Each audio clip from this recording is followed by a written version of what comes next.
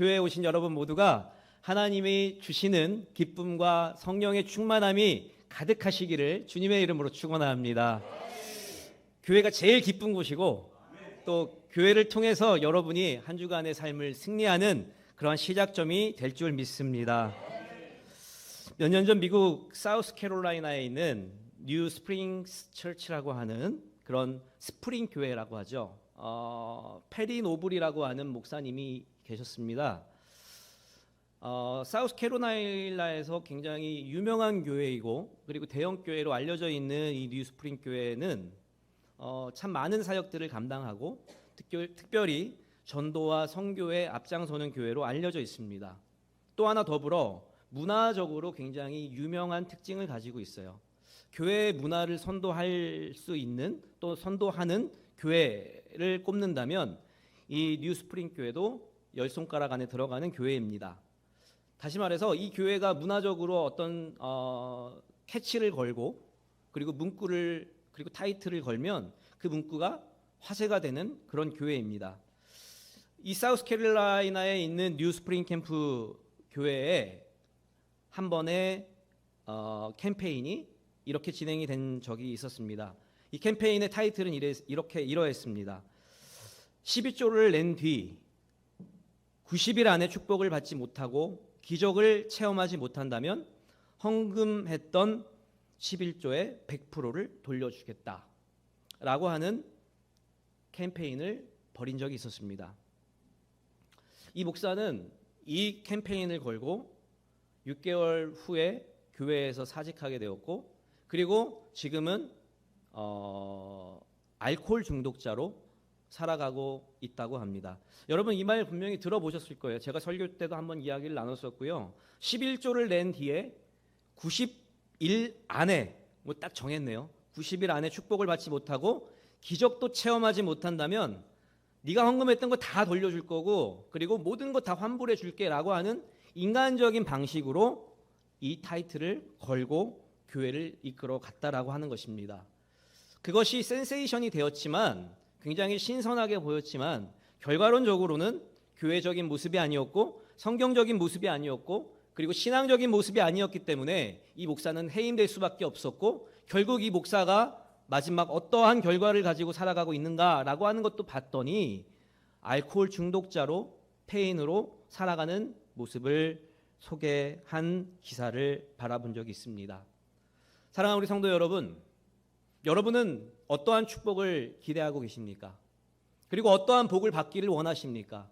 이 세상을 살아갈 때 나뿐만이 아니라 내 자녀가 어떠한 복을 받았으면 좋겠다라고 하는 그러한 복들이 분명히 있을 터인데 그 복이 잠깐 우리에게 찾아오는 것이 아니라 하나님이 주시는 순간적인 그러한 기적이 아니라 하나님이 만들어 주시는 이끌어 가시는 진짜 기적을 우리가 기대하며 살아가야 한다라는 것입니다.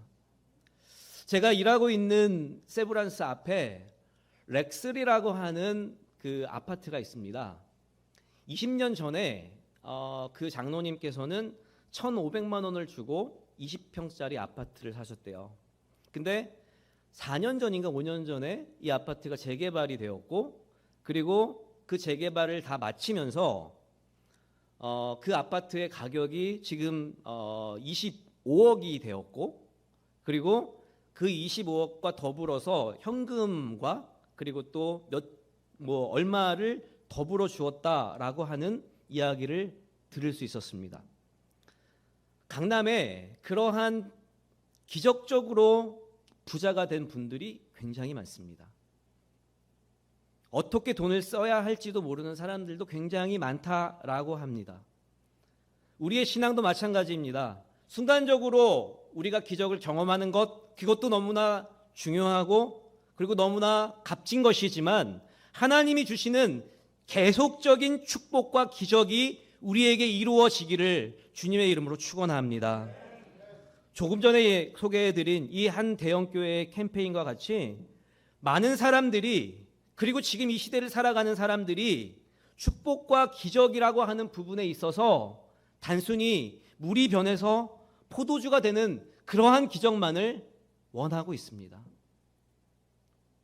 로또 그리고 여러 가지 사업과 또 부동산을 통해서 또 투기와 또 뭐 여러 가지 코인을 통해서 기적적인 체험을 하려고 하는 젊은이들이 굉장히 많아지고 있고, 그것을 결과론적으로 실패했을 경우에 자살로 이르는 경우가 대부분이라고 알고 있습니다.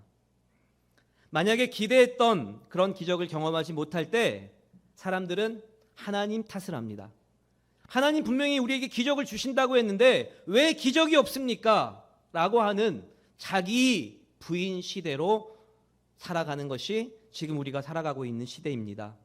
마찬가지로 오늘 본문에서도 사도들에게 믿음과 행함대로 무한한 기적들이 오늘 이 사도행전 5장에 소개가 되고 있습니다.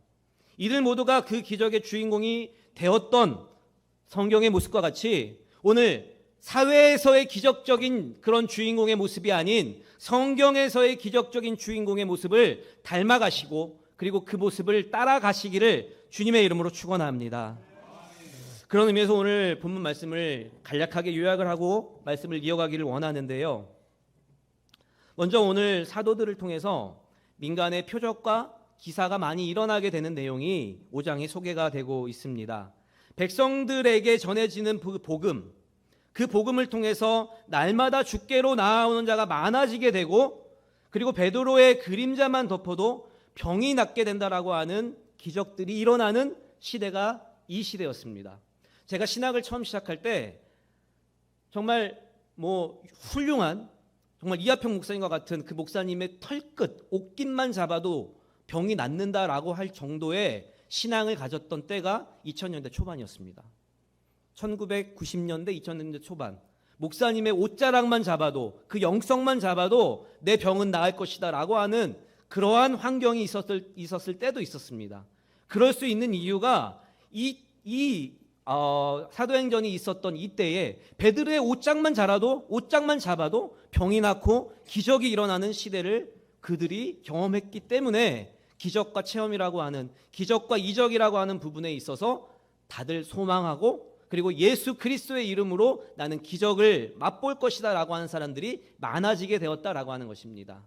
그러면서 오늘 본문에서 그렇게 복음을 전하는 사람들이 옥에 갇히게 되고, 그 사도들에게 주의 사자가, 옥에 갇힌 그 사도들에게 주의 사자가 찾아가게 되고, 그 옥문이, 그 든든하게 잠겼던 옥문이 열리게 되는, 그래서 주의 사자들을 통해서 옥문을 열고 감옥을 나오게 되는 믿지 못할 기적들을 오늘 본문에 소개하고 있다라고 하는 것입니다.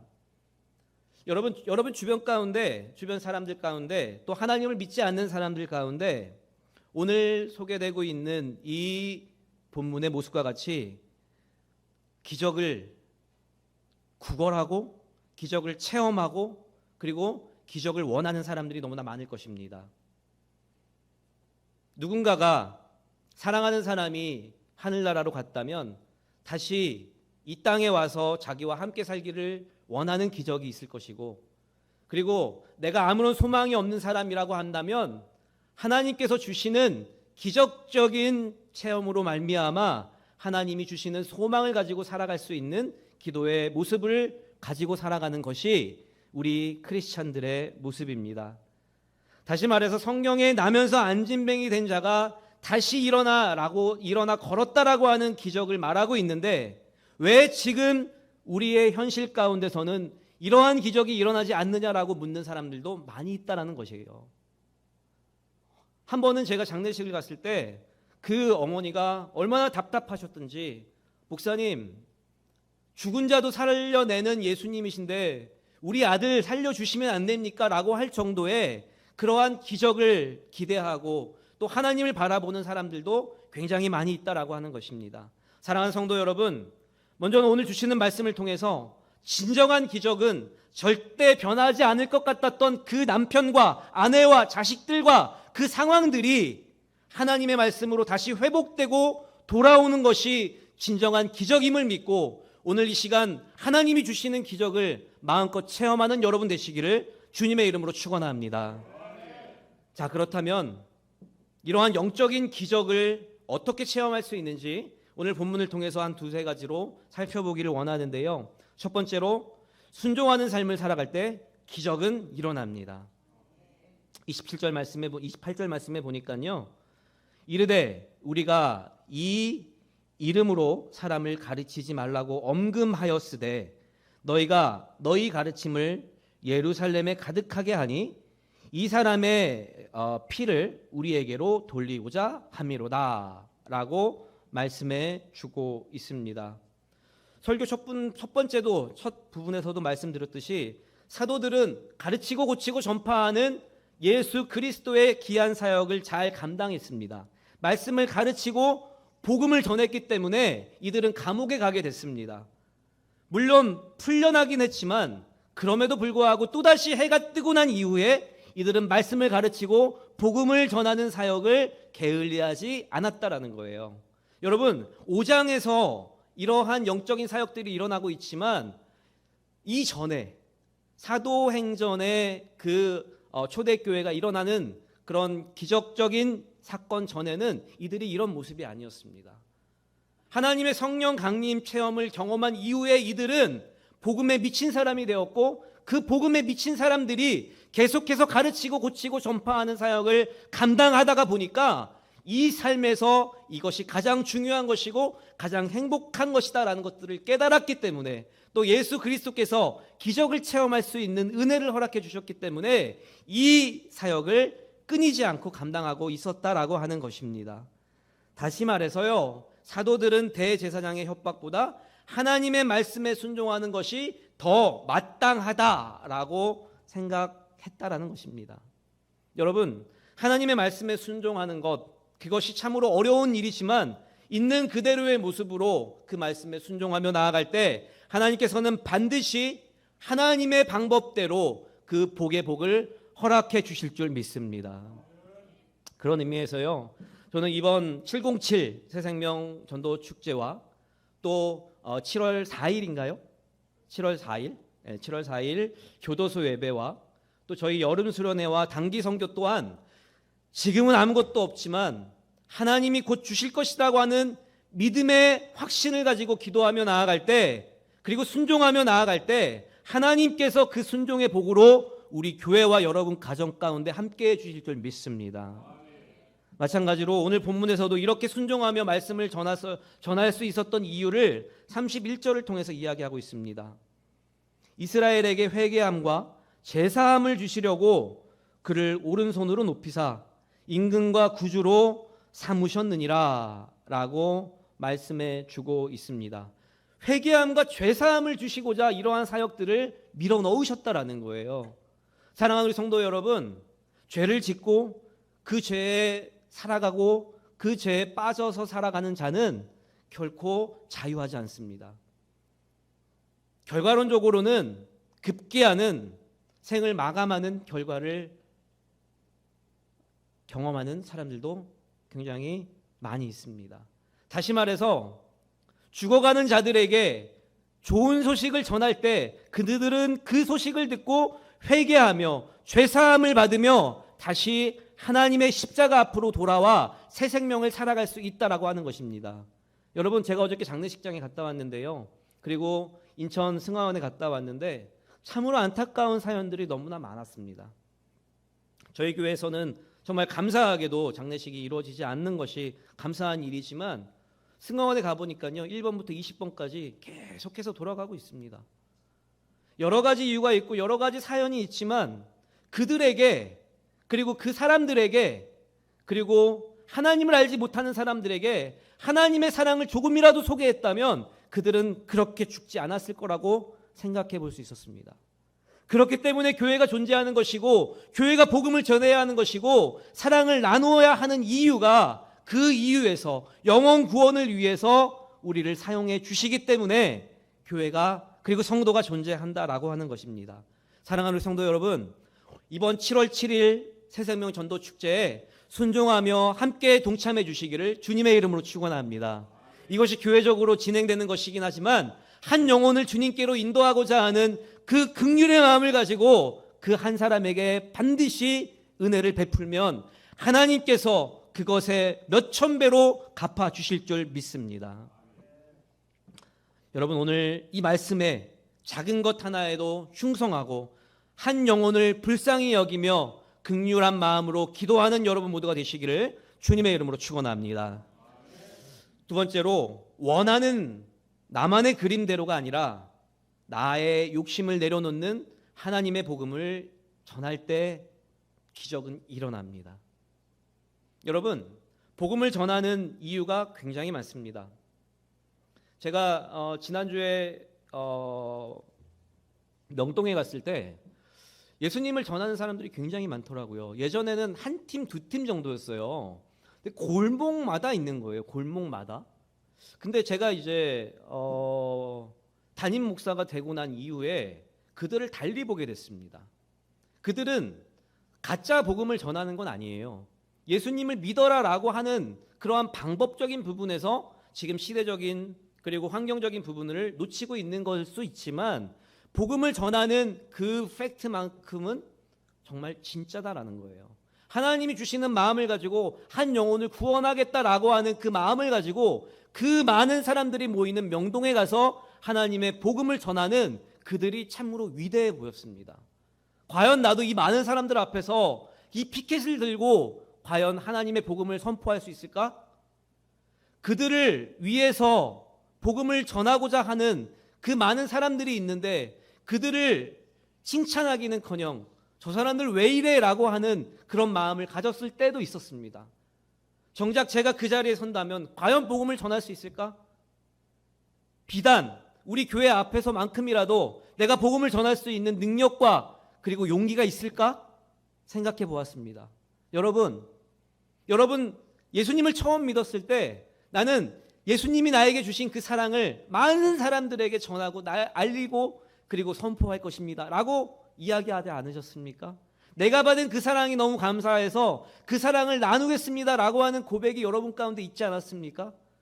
그런데 시대가 바뀌었다고 우리가 그 전도에 대한 부분들을 게을리하고 그리고 우리만 예배드리는 그 예배자의 삶을 더 중요시 여긴다면 전도자로서의 삶을 우리는 포기하게 되는 걸 수도 있다라고 하는 것입니다.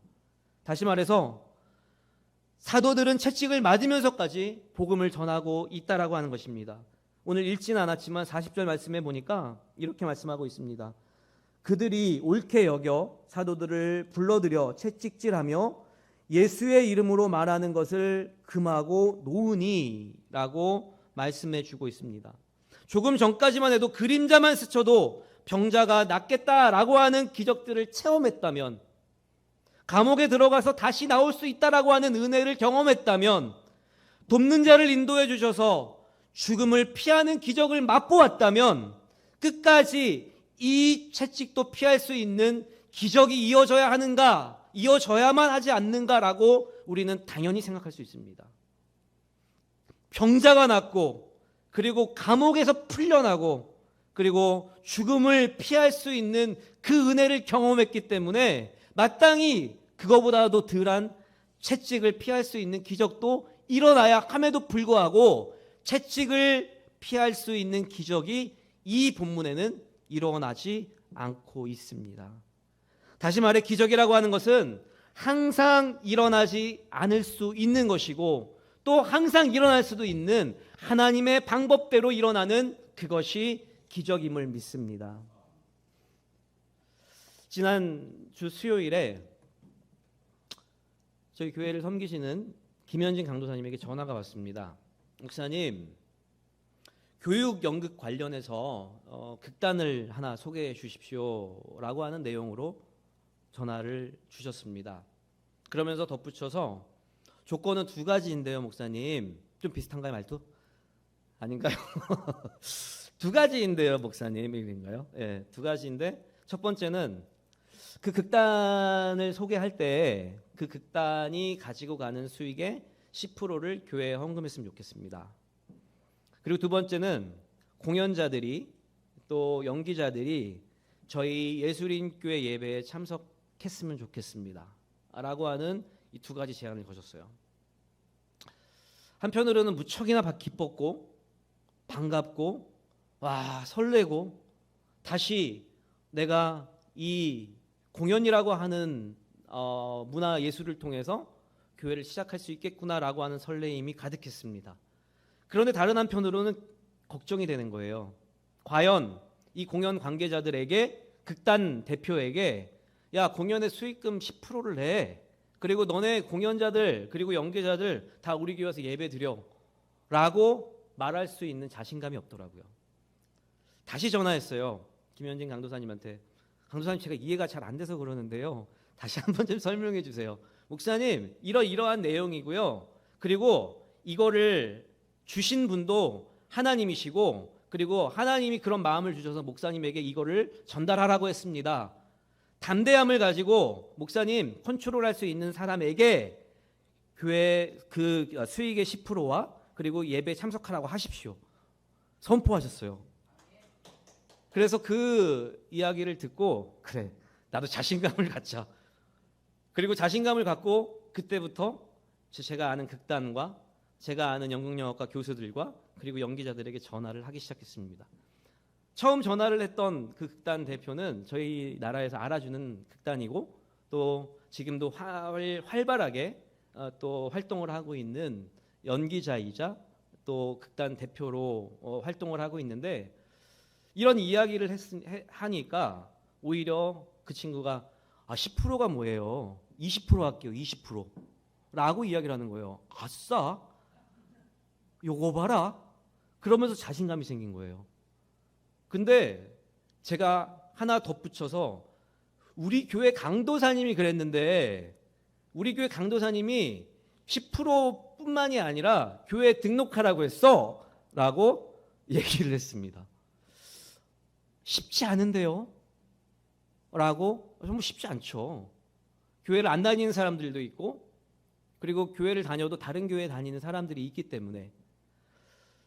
근데 그 친구가 갑자기 저희 극단보다는 더 좋은 크리스찬 극단, 크리스찬 색깔을 가진 극단을 소개해 주겠습니다 라고 하고 이제 김현진 강도사님에게 그 제안서를 다 넘기셨어요. 그리고 제가 금요일이죠. 금요일 날 그 극단 대표와 이런저런 이야기를 나누며 이야기를 마칠 수 있었는데, 그 극단 대표가 이렇게 이야기를 합니다. 저는 모태신앙으로 태어나서 지금까지 한 40여 년간 교회에서 자라고 성장했습니다. 지금도 그리고 앞으로도 여전히 교회를 세워가는데 최선을 다하고 싶은 그런 집사입니다 라고 자신을 소개했습니다. 사회에서 진행되는 그런 프로젝트에 김현진 강도사님에게 감동을 주셨고, 돕는 자의 손길을 통해서 이 프로젝트를 저에게 넘기셨어요. 그리고 이 프로젝트를 단순히 그냥 10% 20%만 받고 끝낼 수 있었지만, 그 취지가, 또 김현진 강도사님에게 주신 마음이 우리 교회를 세우고 나아가서는 이 지역사회에 문화 선교를 통한 복음 전파를 감당해야겠다라고 하는 그런 말씀을 허락해 주셨다라는 거예요. 그 말이 생각났기 때문에 저도 더 담대해질 수밖에 없었습니다. 그러면서 이 집사님이 이렇게 이야기를 하셨습니다.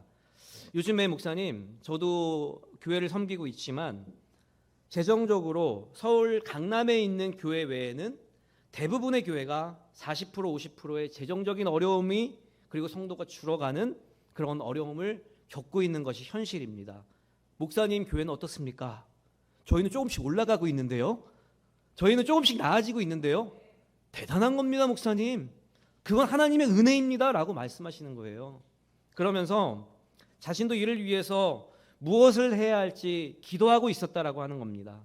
그러면서 주님께서 목사님 교회를 사용하셔서 잃어버린 영혼을 찾으시려고 하시는 것 같네요 라고 그 극단 대표가 이야기를 하시더라고요. 그러면서 부족하지만 저희 극단도 목사님의 사역에 동참하겠습니다 라고 말씀을 해주셨습니다. 여러분, 사회는 냉정한 곳입니다. 여러분 사회에서 직장 생활하고 그리고 사업을 하고 그리고 어떤 한 직장에 소속되어서 사회생활을 한다라는 것들이 결코 쉬운 일이 아닙니다. 남 밑에서 그 월급을 받는다라는 것 자체가 굉장히 어려운 일이고 굉장히 힘든 일임을 우리는 너무나 잘 알고 있습니다. 공연계는 더더욱 심해요. 실력이 없으면 아예 취급도 하지 않는 것이 이 공연 사회이고, 실력이 있다 할지라도 연줄이 있지 않으면 그 세계에 들어갈 수 없는 곳이 이 공연계의 그러한 모습들입니다. 제가 그 대표에게 이렇게 이야기를 했습니다. 저희 교회가 예술인 교회라고 이름을 바꾸고, 그리고 우리 예술인 교회가 감당해야 하는 사역들은 문화 예술인들에게 잘 서포트할 수 있는 교회가 되기를 원해서 교회를 계속해서 아름답게 세워가고 있습니다. 우리 교회를 위한 것이 아니라 이 지역사회에, 그리고 죽어져가는 그 초대교회의 모습을 다시 살려서 지역을 살리는 교회가 되기를 원합니다. 거기에 쓰임받는 교회가 되기를 원합니다 라고 말씀을 드리고, 저희 교회에 힘을 쏟아 주십시오 라고 선포했습니다. 그래서 결과론적으로는요, 그 극단에 한예종을 졸업한, 한예종은 저희 나라에서 제일 유명한 연기자들이 공부하는 연기원입니다. 서울예술대학교, 제가 나온 상명대학교는 취급도 안 될 정도로 그러한 배우들이 포진해 있는 그 한 팀을 만들고, 그리고 제가 서울, 경기, 인천, 부천 요 지역에 있는 연기자들을 이곳에서 모집해서 그 두 번째 공연을 맡기겠다라고 했을 때 그 대표가 흔쾌히 수락을 해주었습니다. 여러분, 김현진 강도사님이 다 계약되어 있는 그 공연을 하나님의 시각으로 바라보고 이것을 교회와 하나님의 문화사역에 사용해야겠다라고 마음을 먹었더니 돕는 자를 통해서 김현진 강도사님에게 전달되었어요.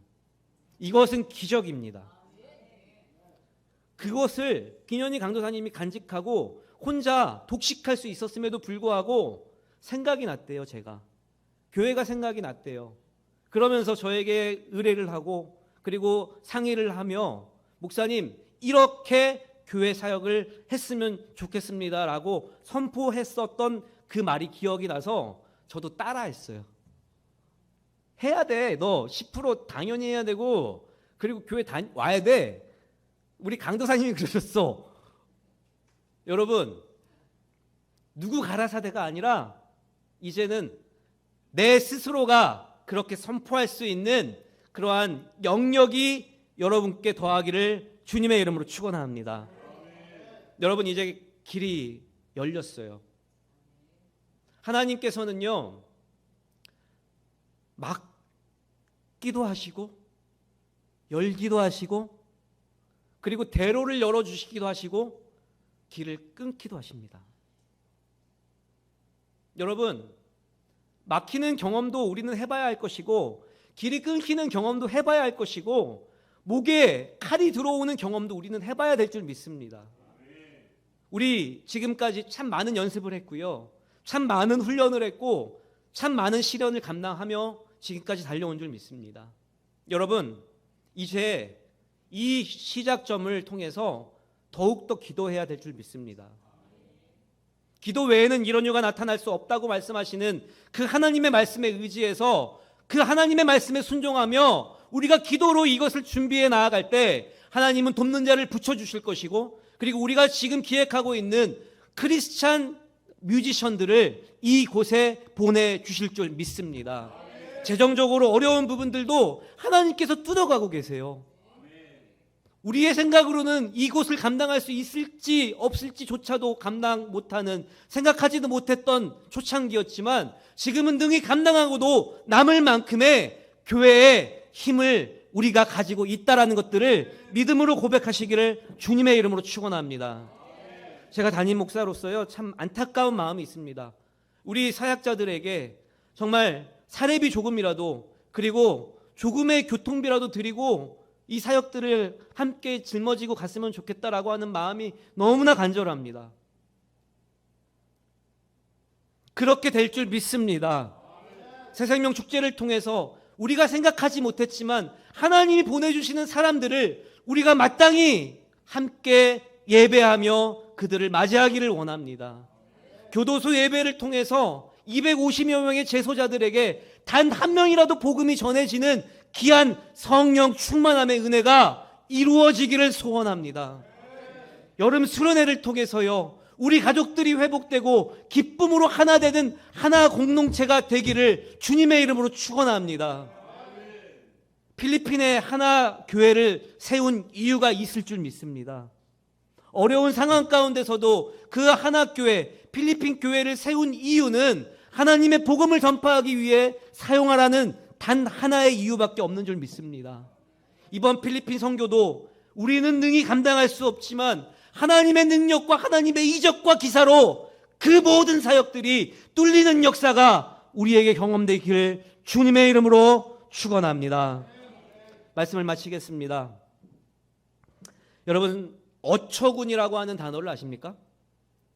어처군이라고 하는 단어의 뜻이 없다 라고 하는 단어의 단어의 앞에 쓰이는 명사로서 엄청나게 큰 사람이나 사물이라고 하는 뜻 앞에 그 형상과 실체가 없다라고 하는 내용의 의미를 가지고 있습니다.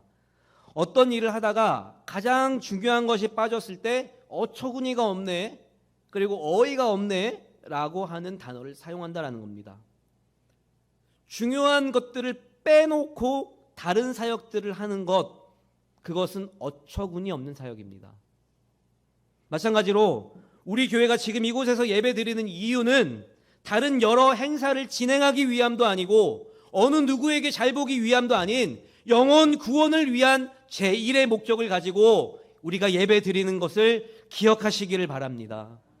여러분, 아무리 100만 원짜리 스테이크와 와인을 마시러 좋은 레스토랑에 간다 해도, 그리고 근사한 옷을 입고 그 화려한 레스토랑에 들어가서 식사를 준비한다 해도 그 전에 준비된 많은 에피타이저로 배를 채우면 이 100만 원짜리 스테이크와 와인을 먹을 수 없습니다.